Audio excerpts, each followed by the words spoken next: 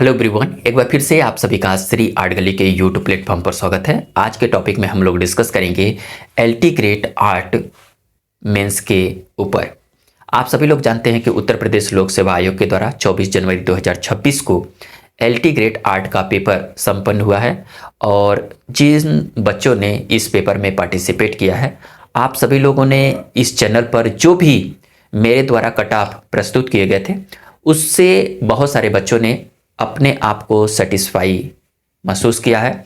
और मैं आप सभी लोगों को बताना चाहता हूं कि जो भी बच्चे पहली बार इस चैनल को वॉच कर रहे हैं, अगर वो लोग उस कट ऑफ को नहीं देखे हैं तो प्लीज़ आप सभी लोग ध्यानपूर्वक उसको समझिएगा। उसके बाद अपने मेंस में पूरी तरह से जुट जाइएगा। बहुत सारे लोग आप लोगों को बहकाएंगे, बलगराएंगे और फाइनली आप लोगों का क्या होगा कि जब आप लोगों की एग्ज़ाम की डेट आएगी उससे पहले आप लोगों के कट ऑफ शो हो जाएंगे। तो अगर आप लोग दूसरे के थिंग्स से चलेंगे तो आप लोग सोचेंगे कि कट ऑफ बहुत ज़्यादा जाएगी, मेरा तो सिलेक्शन नहीं होगा। और आप लोग हाथों पे हाथ रखकर अपने कट ऑफ को लेकर आप लोग एग्ज़ाम की तैयारी न कर करके आप लोग इस सोच में रहेंगे कि जब हमारी फाइनल प्री का रिजल्ट आ जाएगा तो उसके बाद से हम लोग तैयारी करेंगे। तो आप सभी लोग बहुत ज़्यादा चूक कर रहे हैं। आप सभी लोगों को मैं एक गाइडेंस प्रोवाइड कर रहा हूँ और इसके ऊपर मैं आप लोगों को क्लास भी प्रोवाइड करूँगा।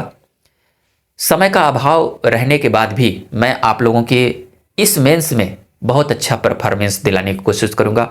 हम आप लोगों के बीच में फ्री ऑफ कॉस्ट इसके ऊपर आप लोगों को एक रणनीति बताते हुए आगे की प्रोसेस को मैं लेकर चलूंगा। तो बहुत सारे बच्चे ध्यानपूर्वक इसको समझिएगा कि अब आप लोगों को करना क्या है। पहले आप सभी लोग कट ऑफ को उस वीडियो को जाकर मेरे चैनल पर देख लीजिएगा। अब दूसरी इंपॉर्टेंट पॉइंट जो होगी वो द्वितीय चरण अर्थात मुख्य परीक्षा होगी। इसको हल्के में मत लीजिएगा। आप लोगों के फाइनल सिलेक्शन में जो महत्वपूर्ण भूमिका अदा करेगा वो यही मेंस पेपर होगा। प्री तो एक क्वालिफाइंग मार्क्स का था, उसको केवल पास कराना है और प्री में 15 गुना बच्चों को बुलाया जाएगा। मेंस में ये आप लोगों का तकदीर बदलने वाला है। तो पूरी बातों को समझिएगा। बहुत सारे बच्चे इसके ऊपर जानकारी रखते होंगे और जो नहीं रखते हैं तो उनके लिए ये स्पेशली वीडियो है जो कि कमेंट बॉक्स में कमेंट आने के बाद मैं आप सभी लोगों के बीच में प्रस्तुत हुआ हूं। जो लोग जानना चाहते हैं जाए, और तो स्किप कर कर जा सकते हैं। चलिए हम लोग बात करते हैं कड़ी कड़ी और हर एक पॉइंट पर ध्यान से बने रहिए। देखिए, जो हमारा मेंस होगा इसमें बहुत सारे बच्चों के कमेंट बॉक्स में कमेंट थे और लाजमी भी है कि जिस प्रकार से अन्य कमीशन वहां पर प्री में ऑब्जेक्टिव क्वेश्चन रखता है और मेंस में भी ऑब्जेक्टिव और डिस्क्रिप्टिव दोनों टाइप के प्रश्नों को इंक्लूड किया है। लेकिन उत्तर प्रदेश लोक सेवा आयोग के द्वारा जो एलटी ग्रेड की जो वैकेंसी आई हुई है और इसमें जो भी आप लोगों के मेंस होंगे वो पूरी तरह से लिखित होंगे, इसमें ऑब्जेक्टिव नहीं होगा। तो पहली क्यूरी आप लोगों की कि मेंस में किसी प्रकार की ऑब्जेक्टिव नहीं आएगी, सारे प्रश्न जो आप लोगों को आएंगे वो डिस्क्रिप्टिव आएंगे। पहली बात हो गई। दूसरी बात ये थी कि इसमें जो टोटल प्रश्न आएंगे उसमें क्या अथवा करके भी प्रश्न आते हैं, तो नहीं, जितने प्रश्न आप लोगों को दिए जाएंगे उन प्रश्नों को आप लोगों को करना अनिवार्य होगा। ध्यान से देखिएगा, प्रश्न पत्र कितना होगा, तो एक ही प्रश्न पत्र होगा और एक ही दिन में आप लोगों के एग्जाम संपन्न हो जाएंगे। तो प्रश्न पत्रों की संख्या कितनी हो जाएगी? 1 हो जाएगी। इसमें प्रश्नों की कुल संख्या कितनी दी जाएगी, तो प्रश्नों की कुल संख्या आप लोगों को टोटल 20 प्रश्न आएंगे और ये 20 प्रश्न जो होंगे वो 2 खंडों में डिवाइड होंगे। वो खंड क्या होंगे जरा ध्यान से देखिएगा। खंड अ जो होगा और खंड ब होगा। खंड अ में जो होंगे वो 10 प्रश्न होंगे और खंड ब में जो होंगे वो 10 प्रश्न आप लोगों को दिए जाएंगे। खंड अ में जो प्रश्न दिए जाएंगे इनके क्वेश्चनों की जो शब्द सीमा है, जो मार्क्स हैं वो अलग हैं। जो खंड ब के प्रश्नों की जो शब्द सीमा है और इनके जो मार्क्स हैं वो अलग है। ध्यान से समझिएगा। 20 प्रश्न में 10-10 को डिवाइडेशन किया गया है। ये जो 10 प्रश्न अ के आएंगे ये होंगे लघु लघु प्रश्न आएंगे और इनकी जो शब्द सीमा होगी वो 125 शब्द होंगे। ध्यान से समझिएगा, लघु उत्तरी प्रश्नों को करने के लिए आप लोगों को 125 शब्दों में ही कंप्लीट कर लेना है, क्योंकि अधिक नहीं लिखना है। उतनी ही आप लोगों को कॉलम दी जाती है कि इतने ही शब्दों में ये प्रश्न कंप्लीट हो जाएंगे। और प्रश्नों की संख्या कितनी होगी? 10 होगी। और इन प्रश्नों को जब आप सॉल्व करेंगे तो इसके लिए आप लोगों को मार्क्स कितने दिए जाएंगे? तो इन लघु उत्तरी प्रश्नों के लिए एक प्रश्न के लिए आप लोगों को 8 नंबर दिया जाएगा। कितने नंबर दिए जाएंगे? एक प्रश्न सॉल्व करेंगे तो 8 नंबर दिया जाएगा।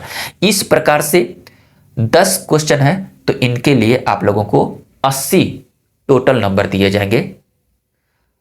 दूसरी बात थी अब ब प्रश्नों को, अर्थात खंड ब को जब आप करेंगे ये जो प्रश्न होंगे वो हो जाएंगे दीर्घ उत्तरी और इनकी शब्द सीमा होगी 200 शब्द। कितने शब्दों में? 200 शब्दों में कंप्लीट करने होंगे। दीर्घ उत्तरी प्रश्नों को 200 शब्दों में कंप्लीट होने और इसके लिए आप लोगों को जो मार्क्स दिए जाएंगे याद रखेंगे, एक प्रश्न जब आप सॉल्व करेंगे इसके लिए आप लोगों को 12 नंबर दिया जाएगा। कितने नंबर दिए जाएंगे? 12 नंबर दिए जाएंगे, 12 मार्क्स दिए जाएंगे। इस प्रकार से 10 क्वेश्चनों के लिए 120 नंबर दिए जाएंगे। तो कुल अंक आप लोगों का मेंस का कितना होगा? वो 200 नंबरों का होगा, 200 नंबरों का होगा, जिसमें से 80 नंबर आप लोगों के लघु उत्तरी के होंगे और 120 जो होंगे वो दीर्घ उत्तरी के लिए होंगे। इस प्रकार से आप लोगों को प्रश्नों को करना होगा। बहुत ही इंपॉर्टेंट है और मेजर पॉइंट आप लोगों को ये समझिएगा कि अभी से आप लोग प्रैक्टिस करना स्टार्ट कर दीजिए कि जो भी लघु उत्तरी प्रश्न होंगे आप लोगों को वही फैक्ट डालने होंगे, क्योंकि ये मेंस लोक सेवा आयोग के द्वारा है और 8 नंबर प्रश्न अधिक से अधिक क्वालिफाइंग इसमें करने के लिए आप लोगों को अधिक से अधिक मेहनत करना होगा और टू द पॉइंट प्रश्नों के ऊपर लिखना होगा। तो आप लोगों को मैंने बताया ना कि अभी से तैयारी को करना स्टार्ट कीजिए एक सटीक वे में। तो शब्द सीमा को ध्यान में रखते हुए अपने प्रश्नों को अभी से लिखना स्टार्ट कर दीजिएगा, चाहे वो लघु उत्तरी हो चाहे वो दीर्घ उत्तरी हो। 125 और 200 क्राइटेरिया को समझ कर रखिएगा, ध्यान दीजिएगा। इन प्रश्नों को सॉल्व करने के लिए आप लोगों को ओवरऑल 3 घंटे का समय दिया जाएगा, कोई ब्रेकिंग नहीं होगा। 3 घंटे में आप चाहे बैठकर चाहे सोकर अपने प्रश्नों को छोड़ दीजिएगा या चाहे पूरा करके आ जाइएगा। तो कितने घंटे हैं?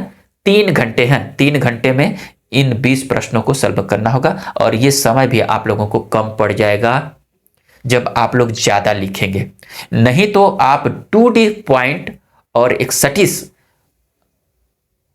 अंक लाने के लिए आप लोगों को मेहनत करना होगा। बहुत सारे लोग कहेंगे कि अब कोचिंग में आ जाइए, ये करिए, कुछ नहीं करना होगा।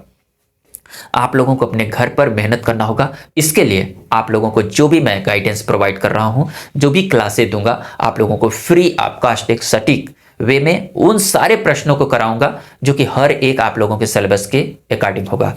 बहुत सारे बच्चों के कमेंट बॉक्स में कमेंट थे कि सर मेंस का जो सिलेबस होगा क्या वो अलग होगा? बिल्कुल नहीं, जो प्री का आप लोगों का सिलेबस है वही मेंस का सिलेबस होगा। तो प्री के अकॉर्डिंग अब आप लोगों को क्या होगा, ऑब्जेक्टिव ना आकर डिस्क्रिप्टिव आएगा और उसके ऊपर लिखना होगा। किसी प्रकार की कोई आप लोगों को निगेटिव मार्किंग का प्रावधान नहीं है। आप लोग छोड़ देंगे तो समझ लीजिए कि आप लोगों के प्रश्न छूट जाएंगे और छूट जाएंगे तो आप लोग बाहर भी हो सकते हैं। मेरिट यहीं पर चढ़ानी है और इसके लिए आप लोगों को प्रयास करना होगा। तो मैंने आप सभी लोगों को मुख्य बातों को समझाने की कोशिश किया और जो भी नए बच्चे पहली बार इस पर विजिट कर रहे हैं, मैं आप सभी लोगों को बताऊं कि इस सब्जेक्ट को मैं ऑलरेडी खुद डिफाइन करूंगा और इसके ऊपर क्लासेस भी प्रोवाइड करूंगा, वो भी free of cost Shri art gallery channel पर। आप लोगों को कोई क्लास करने की, कहीं पर भी कोचिंग करने की आवश्यकता नहीं पड़ेगी। तो ठीक है, अगर किसी प्रकार की कोई क्यूरी है तो इस वीडियो के डिस्क्रिप्शन में मेरे इंस्टाग्राम और टेलीग्राम का लिंक है, आप लोग जुड़कर मुझसे सवाल कर सकते हैं। और आज का ये टॉपिक इन्फॉर्मेटिव लगे तो प्लीज़ लाइक करिएगा, और लाइक के साथ साथ हाइप करिएगा, और अधिक से अधिक फाइन आर्ट के दोस्तों में शेयर करिएगा। इसी के साथ हम लोग एक नेक्स्ट टॉपिक में मिलेंगे, तब तक के लिए थैंक यू दोस्तों।